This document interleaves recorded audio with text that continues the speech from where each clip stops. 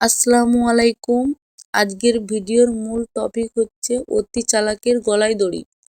এই জগতে অনেক মানুষ আছে যারা অন্যের ভালো দেখতে পারে না, অন্যের সুখে তাদের গা জ্বালা করে, ফলে নিজের নাক কেটে অন্যের যাত্রা ভঙ্গের চেষ্টা করে। পরের অকল্যাণ চিন্তা সদা তাদের মাথায় ঘুরপাক খায়। অনেক সময় অন্যের ক্ষতি সাধন করে গিয়ে সে নিজের ক্ষতির শিকার হয়। অনেক দিন আগের কথা, এক গ্রামে বাস করত এক বুড়ি। বুড়ির ছিল এক নাতি। বুড়ি তার নাতিকে খুব ভালোবাসতো। বুড়ি একদিন তার মেয়ের বাড়ি বেড়াতে যায়। তার নাতি তার বাড়ি দেখাশুনো, পরিষ্কার পরিচ্ছন্ন থেকে শুরু করে সব কাজই করে থাকে। বুড়ি যেমন করে সবকিছু রেখে গিয়েছিল, তার বিন্দুমাত্রও পরিবর্তন হয়নি। 5-6 দিন পর বুড়ো বুড়ি বাড়ি আসে। তার নাতির কাজ দেখে সে খুব খুশি। নাতিকে আদর করে এবং তার জন্য কায় মন বাক্যে আল্লাহর দরবারে দোয়া করে। একদিন বুড়ি বাড়ির পাশে পাতা কুড়োতে গিয়ে দেখে একটি মেয়ে গাছের তলায় বসে কাঁদছে। বুড়ি তার কাছে গিয়ে জিজ্ঞেস করলো, কাঁদছো কেন? মেয়েটি বলল, আমার মা বাবা কেউ বেঁচে নেই, আমি এতিম। কিন্তু মেয়েটি ছিল ভীষণ মিথ্যাবাদী। তার মা বাপ সবই ছিল, কিন্তু সে বাড়ি থেকে ঝগড়া করে এসে ওই গাছতলায় বসে কাঁদছিল। বুড়িকে সে মিথ্যা কথা বলেছিল। মেয়েটিকে দেখে বুড়ি খুব দরদ হলো। সে মেয়েটিকে নিয়ে বাড়ি গেল। পরে তার নাতির সাথে মেয়েটির বিয়ে দিল। বিয়ের কিছুদিন পর মেয়েটি বুড়িকে সত্য কথা বলল এবং তার বাবার বাড়ি যাবার বায়না ধরল। এরপর থেকে মেয়েটি মাঝে মাঝে তার বাবার বাড়ি যেত। তার এক ছোট ভাই তার কাছে আসা যাওয়া করত। সে সংসারের জিনিসপত্র গোপনে বাবার বাড়ি নিয়ে যেত, কিন্তু কেউ বুঝতে পারত না। এতে ধীরে ধীরে বুড়ির সংসার ধ্বংস হতে থাকে। বুড়ির সঞ্চয় সব ফুরাতে থাকে। ইতিমধ্যে নাতির এক কন্যা হয়। বুড়ি খুবই চিন্তিত। সে ভাবে, এমনিতেই তো সব দ্রুত ফুরিয়ে যাচ্ছে, আবার এই শিশুর খাদ্য জুটবে কিভাবে?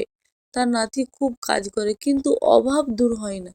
বুড়ির নাতবউ গোপনে সংসারের জিনিস তার বাবার বাড়ি পাঠিয়ে দেওয়ায় তাদের সংসারে এই দৈন্যদশা। সে নিজের সংসারে, এমনকি তার কন্যার কথাও চিন্তা করতো না।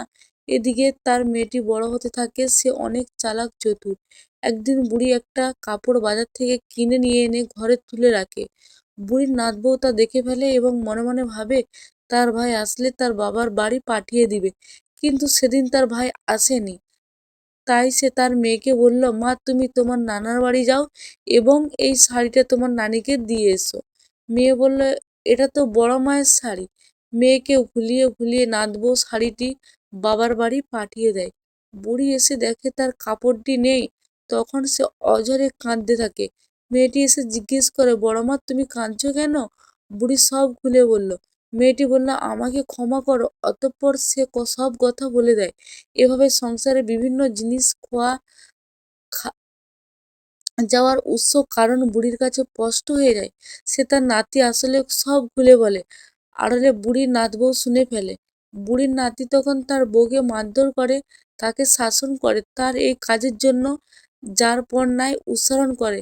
এতে সে ক্ষেপে যায় এবং মনে মনে ভাবে বুড়িকে জব্দ করতে হবে। একদিন বুড়ি তার এক আত্মীয়র বাড়িতে বেড়াতে যায়। বুড়ির নাতি কাজের সন্ধানে বাড়ি থেকে অনেক দূরে চলে যায়। ফিরে অনেক রাত করে। এসেই সে খেয়ে ঘুমিয়ে পড়ে। এভাবে সুযোগ পেয়ে বুড়ির নাতবউ ঘরে বিরাট গর্ত করে তাতে কাঁটা, কাঁচের টুকরা, গোবর, কাদা, পানি সহ অনেক কিছু রেখে দেয়। উপরে আলতোভাবে বাটি বিছিয়ে রাখে, যাতে সহজেই বোঝা না যায় সে নিচে গর্ত আছে। বুড়ি এলে তার নাতবউ তাকে খুব সমাদর করে, যা বুড়ি কোনোদিনও পায়নি। এতে বুড়ি অবাক হয়, খুশি হয়, কিন্তু আসল মতলব বুঝতে পারে না। এবার বুড়িকে ঘরে নিয়ে যায়। তাকে ওই স্থানে বসতে দেওয়া হয়। বুড়ি এক কোণে জড়সড় হয়ে বসে। এদিকে নাতবউ বুড়িকে ধাক্কা দিতে গিয়ে তাল সামলাতে না পেরে নিজেই থপাস করে গর্তে পড়ে যায়। বুড়ি ভয় পেয়ে দৌড়ে পালিয়ে যায়। তারপর নিজেকে সামলে নিয়ে নাতবউকে তুলতে যায়, কিন্তু ততক্ষণ সর্বশেষ বুড়ি তাকে তুলতে পারে না। ইতিমধ্যে তার নাতি এসে পড়ে। ঘরে গিয়ে দেখে তার বউ গর্তে পড়ে মরে গেছে। গর্তে পড়ে আছে। ঘরের মাঝে গর্ত দেখে সে বউয়ের কুমতলব সবই বুঝতে পারে। শিক্ষা হচ্ছে, অন্যের জন্য গর্ত করা হলে তা নিজেই পড়তে হয়।